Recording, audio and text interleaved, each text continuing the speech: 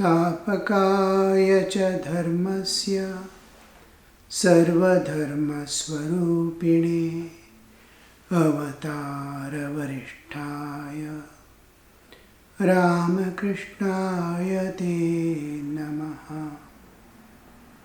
यथाग्निर्दाहिका शक्तिः रामकृष्णे स्थिता हिया सर्वविद्यास्वरूपां तां शारदां प्रणमाम्यहम्। नमः श्रीयतिराजाय विवेकानन्दसूरये सच्चित्सुखस्वरूपाय स्वामिने तापहारिणे।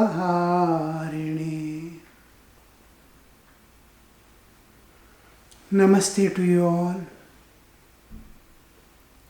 We have been going through various aspects of knowledge, wisdom, the ancient wisdom flowing, how the humanity came into existence, how they grew up.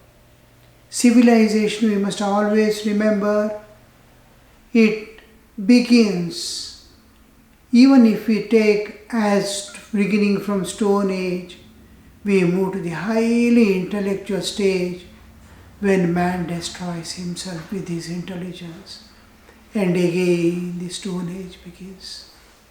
It goes on and on, cyclic, just like seasons appear and disappear. This also goes in cyclic movements. So we see millions and millions of years have passed. We do not know how many civilizations appeared and how many civilizations disappeared. It goes on and on. So we are thinking now, in the last class we saw how this wisdom was misused, properly used, and for the welfare, for the divine way of we saw. Let us know in this class what exactly wisdom means. Wisdom, we see, has many dimensions, and it holds the wisdom. When we see, it encompasses so many factors that govern human understanding. When we come to it is natural tendency of man, a mode of mental functioning, wherein in animals and all we see intelligence. When an animal is chasing it, it wants to protect itself. How it plans, you cannot imagine the way in which elephants, when it wants to attack or avoid, it goes like this, it is chasing someone, it comes round about and its opposing force way, it goes and stands in the front. So much of intelligence they use, wisdom, naturally. There is no artificial understanding. It is not planned. It is spontaneously they use it. To any danger is there, to save themselves from danger and attacks. Similarly, to attack a prey also. How it's so, you can see in your own houses, lizards slowly walking and catching. The animals, tiger and all. How cats, how they slowly move. It is in the front, the prey is looking at it. It doesn't even understand it's going to pounce upon me. How is wisdom, you see, look at the wisdom they are using. But in case of human, it takes an entirely different course. He wants to achieve some one particular end. There he starts using his wisdom. The wisdom we see human minds, they clearly plan. They have ends to achieve. So they plan and they build up. I am going to do this. I am going to do that. And his knowledge that he has gained through learning, observations, and specific way of seeing things, he has gained the knowledge, his own experiences of life, all that is put into it. His own skills, his own tendencies, all that mixed together and start flowing in a particular way to achieve that end. His values and ideals that he possesses in his awareness also adds. Now, I should not hurt anybody, but I have to conquer him. Hurting, how the wisdom works, you see. So we see all his values and situations, how the situation is there, how time may be very short. He may have to take severe decisions. So wisdom works in human in this way. But we see suppose a successful businessman is there. A competitor comes suddenly. He is monopoly there. He is earning finely. A competitor comes immediately. He becomes alert. He wants to get rid of him. He makes all plans so that he will not enter or go away, run away. Or another person may think, oh, a new competitor has come. Doesn't matter. We will share each other our knowledge and let us grow together. I will make him settle down nicely. There will be a comradeship and expansion. Another person may use the same skill to make more customers, enhance his business, and his product may be made to be liked by many. He is expanding because of the competitor has come. Now he has to advertisement heavily. And this way, and still else, some people may totally take diversification. Oh, yes, competitor has come, so now I will divert my business. He was doing some diamond, he was a diamond merchant, he will suddenly start opening a shoe shop. Diversification. Because in that field, competitors are not there.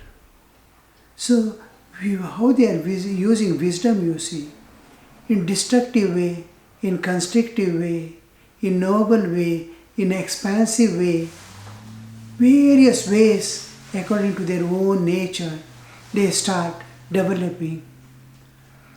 One uses his wisdom in all these ways that his end is achieved always and flows all his things that he has. Each man has a particular characteristic way of thinking, and wisdom flows in that direction.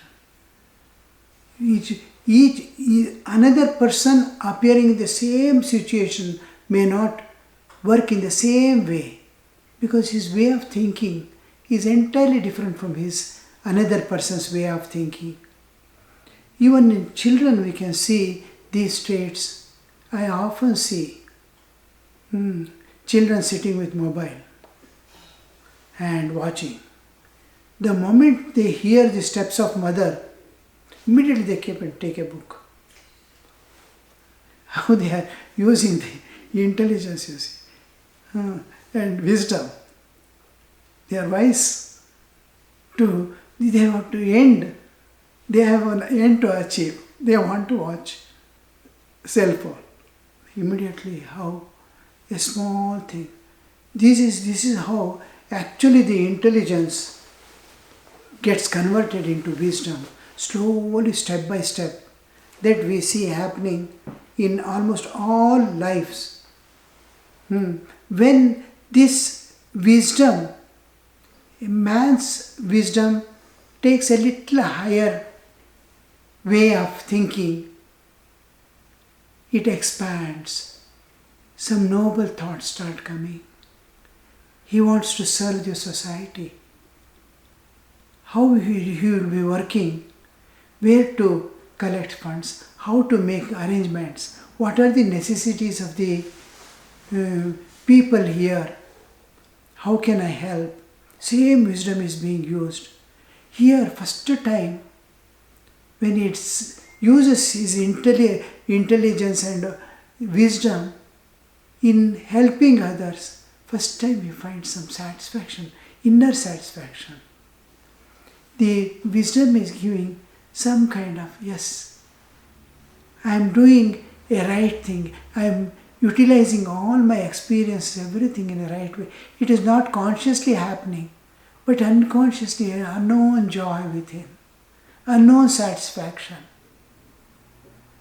But it doesn't stand. Suppose it enters into the political field, act of governance, it takes an entirely. There, your reflections, your wide vision, what would be the future consequences? Because it's a matter of political field and governance. They have to govern the whole world. How his vision would be, how that wisdom takes new shapes and new forms in war, to create strategies, the tactfulness, for destructive purposes, same intelligence, same wisdom is being used. It takes different forms according to the goal a man wants to achieve. And here we see the understanding of wisdom goes on expanding, the various ways. And then when he starts working for the welfare of others, not only he gets some amount of inner satisfaction, but his roots are getting, first time his human roots are entering into the spiritual dimensions. Because you are one with nature now. First time when you think of others, you are finding yourself one with nature. Nature starts participating in your life. The moment you start giving, helping others, from back, some more power, your health, your capacity, you will not mind any state of your bodily existence. Mother Nature gives you tremendous strength to bear all the pains and suffering and go and run and work for others. Otherwise you'll be lying down helplessly, I am not able to do. In the same house. But when he does for others, he becomes a lion all of a sudden. He is not able to walk, but he rushes. Because nature is participating in his life. Here, another factor enters his life is sacrifice. Swami Vivekananda wanted everyone to, two important things he keeps in as ideal to be achieved in every human life. One is universal love, without any kind of differentiation. Love. All beings, all entire humanity is one. Good, bad, right, wrong, don't see. Universal love. Equanimity. All are equal to you. Because you are raising, now like Mother Nature, you are going to behave. How nature feeds everyone irrespective of sun, gives sunlight, irrespective of their nature or behavior. What are they going to do with the This one never sees. Nature also never sees. So here, first time one side he is taking root. The root is touching the soil of spirituality and divinity. And then the new shoots are coming. Nature is participating. And here, the real love. He began with compassion, but it turns out to be love. He starts loving. Often I tell these people, love nature, love all beings, really, really love. That real love, which it cannot bear the suffering of others, comes into picture. This is the seed of sainthood. When I am not, just like my child is there, sick and admitted to a hospital, how my heart will be there, weeping. Same way, it will be there of the saints. Very difficult to understand, very difficult to conceive. Then this matures slowly into spiritual wisdom. With all this, Viveka enters. The whole Viveka, oh, all this is passing show. I have nothing to worry about the consequences of action. Walk on the path of Dharma. Dharma is living according to the laws of nature. Live according to the laws of nature. And go ahead. Now you see, he is loving all beings, not as love, but as divine. He is able to see his love gets transformed into divine love. His expansion, he finds his own reflection on all other beings. He is entering into spiritual dimensions. Now God enters into his life.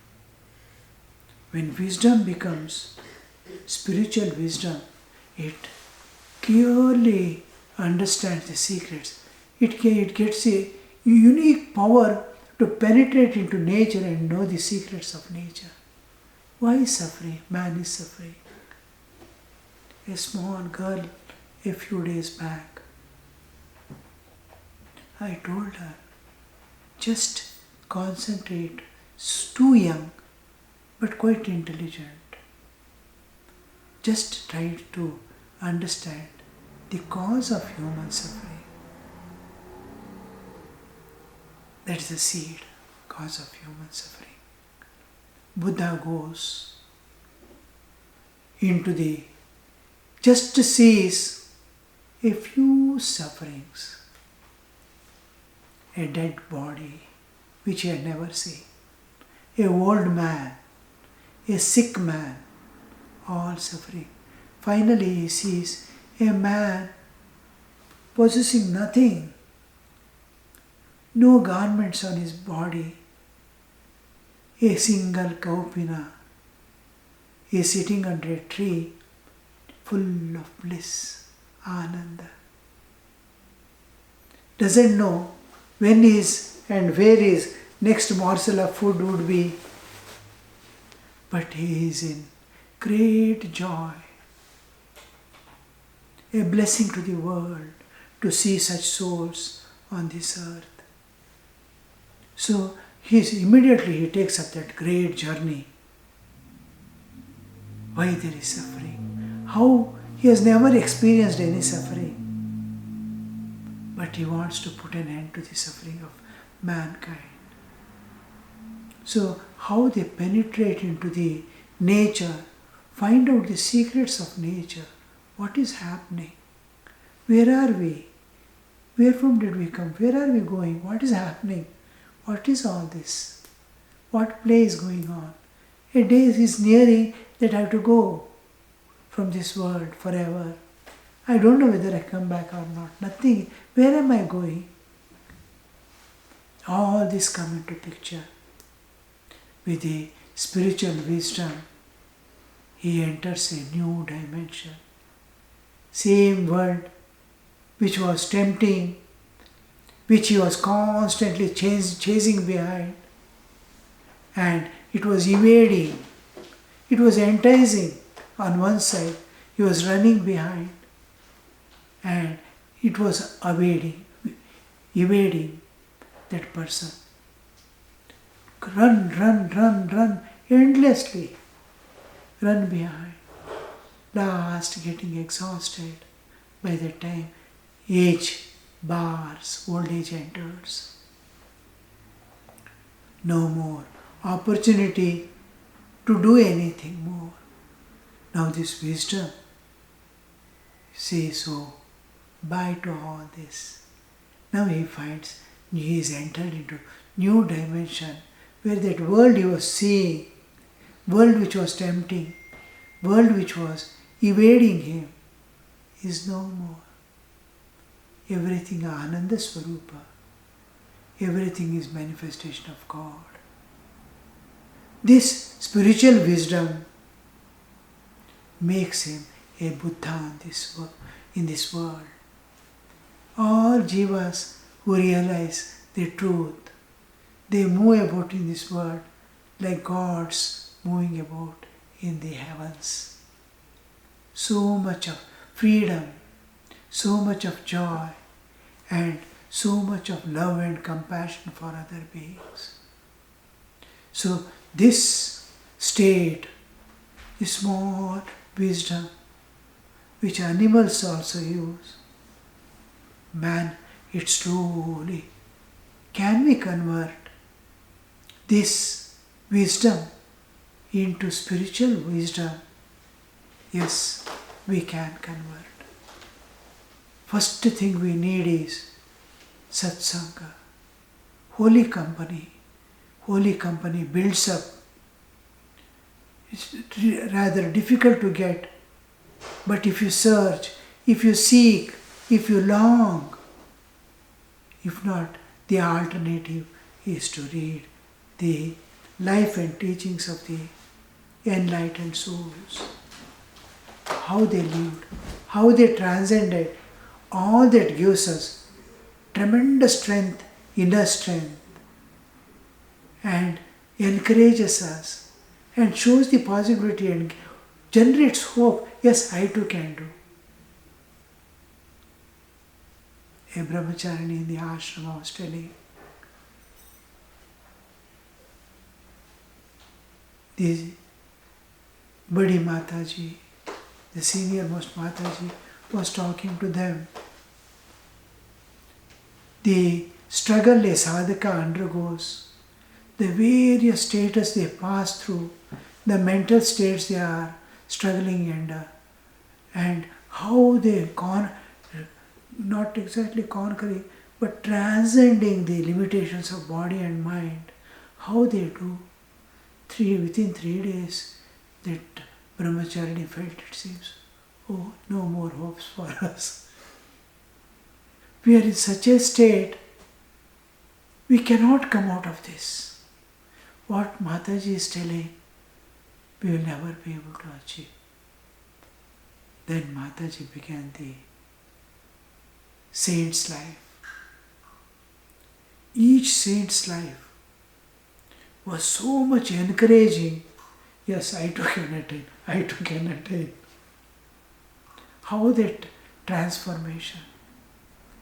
Yes, they all could pass over all difficulties, all obstacles, all things just by love of God. And absolute sincerity with which they strive. So, yes, will I not be able to love God? Yes, I will be able to love God. How they loved God. At the same time, how they blessed this world. I too will be able to do. I too will be, before this life ends, I will be able to realize God. that saint's life, most important part in our life. Where from you get studies? You must choose proper studies. Never enter into the internet and start searching for God and spiritual life and your path. No.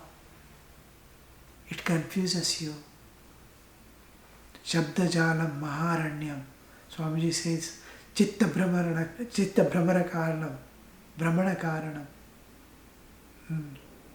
So it is Shabda Jala, it is a mesh of the words, and you enter, it's Maharanya. Once you get lost in the forest, you cannot come out. Where you are going, what is happening, where am I will not be known. At sunrise a little, a sunset, we go on walking miles together to find out. Days pass without food and if you enter. Like that, Maharanyam you are going to enter. Select your path. Have faith in your ideal. Don't divert your attention to many things. Thakur says, to know one thing is sufficient. Your relationship with God. You are there, a small divine being, and God is the huge ocean of divinity. To enter into Him, He says, know who you are, know who am I, and our relationship. So slowly we have to begin to turn all our knowledge, experiences of life, everything towards our goal to be achieved. Each one has goal. A child has its own goal. We saw animals have their own goals, and where they use wisdom. Politicians have their own goal. They are using their wisdom, and we to transcend the nature and go beyond for eternal peace, unending joy, and total freedom from this nature. Here we find total fulfillment of wisdom. We found some satisfaction, some elevation, some rooting down. Now you see total fulfillment. Nothing more to achieve, nothing more to. The wisdom has found its end. Shri Ramakrishna says, वही जो चातुरी भगवान को पा लेता है. That wisdom is wisdom which attains God. And that is the wisdom that we have to enshrine in our system. It must work through all layers of our existence, all faculties, behind intelligence, behind the senses perception, behind the mind that constantly searches, behind the body. That wisdom, spiritual wisdom, must shine forth. To keep yourself pure, to keep yourself very close to nature and God, to love all beings. Slowly we expand our consciousness to reach the ultimate goal of life. So this is the wisdom part. This is the wisdom actually we are searching for. Now, just because the term wisdom came in the context, I explained this wisdom. In the next class, I think, we just pass through these various civilizations before we enter the religious dimensions of wisdom. Eternal, human, and timeless wisdom. What is this timeless wisdom? All wisdom we see at the physical level is going to end, crash down. That one wisdom constantly flows down. That wisdom is the spiritual wisdom. We are searching for that. So we may have to go through various religions also, how they try to be beyond and grip. So with this, for the today, we shall end our class. Om Niranjanam Nityamanantarupam Bhaktanukampa Dritavikraham Vai Ishavataram Parameshamidhyam Tam Ramakrishnam Shirasa Namamaha. Thank you, Maharaj. We would start the question and answer today. Yes. Kindly post your questions in the chat and please keep your questions related to the topic. The first question came, Maharaj, today is, does a human being already have karmic tendency to evolve towards this spiritual wisdom? Karmic?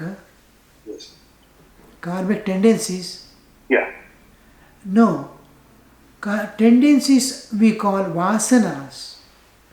But there are urges which are natural in human. One of the urge is spiritual urge. We have 9 urges. One is physical urge, to eat, sleep. These are physical urges.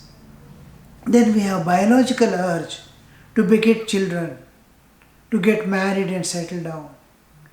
Then we have social urge, I want to be somebody in this society.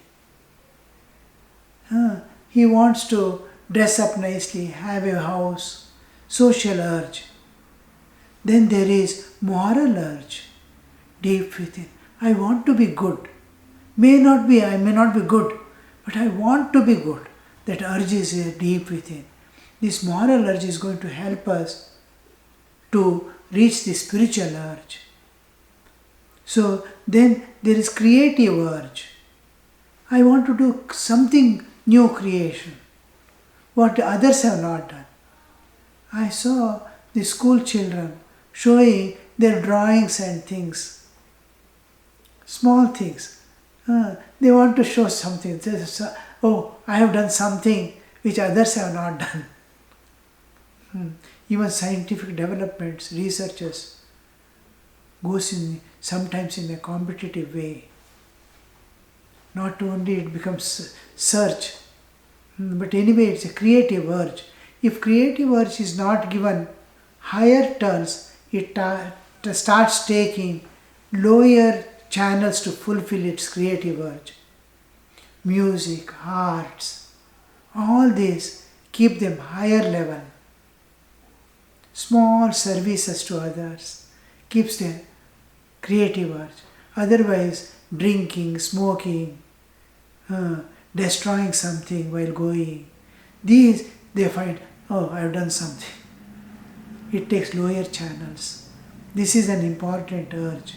Then comes the emotional urge, to be loved and to love. This finds its fulfillment when it gets converted into universal love. Then comes the intellectual urge to know, inquisitiveness. Wherever he sees, simply a person is walking, he peeps out to see who. He wants to know who is it, where is he going, what is he going to do. That intellectual urge. Then comes the aesthetic urge, to beautify things. Nature itself is beautiful. And he wants to add his brain to beautify it more. He starts making a garden around with so many flowers, this, that, and aesthetic urge. How the ornaments come into picture, varieties of stones, colorful stones, decked. When you see the devatas and all decked with so many ornaments, you will understand the cosmic significance of it later on. the aesthetic urge, how it merges you in the cosmic level of nature. These are certain things very difficult to understand. We need lot of time to experiment and experience. Last comes the spiritual urge to transcend nature and go beyond. No, enough of this, enough. One day or other you feel enough. No more, Lord. I have seen through and through of this world, except bondage and suffering, nothing is there. Momentary pleasures of senses and lifelong bondage. Nature is taking care of all lives on this earth, only human. Because of she has given intelligence, take care of yourself.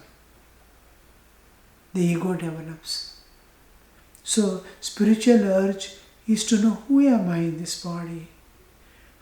How do I forget body when I sleep? What is death? The death is biggest mystery for man. Does the soul continue its existence or does it end? What is going to happen to me after I die? So this spiritual urge is there, which is going to burst forth. All other urges we satisfy as a ladder to reach this spiritual urge. There won't be tendency. Tendencies some may develop, but may not be there also. But situations and circumstances of life, the shocks of life, may transform a person who is utter worldly to become spiritual. Look at of course, tapasyas will be there of last lives and all that. In spite of that, sudden transformation in people. I myself have seen unimaginable dimension, east to west, west to east, turning people. So, even Ramayana author Valmiki, how it gets transformed. So like that, something, but one day, one life or other, one day or other, we have to surrender ourselves unconditionally and give ourselves entirely to God and transcend this nature forever. All right then, any other question? Thank you, Maharaj. Thank you, everyone, for this wonderful, uplifting satsang. Our next satsang would be continued on the same topic and would be held in a month. Pranam Maharaj, if you kindly conclude this session. Om Shanti Shanti Shanti Harihi Om Tat Sat Shri Ramakrishna Arpanamastu.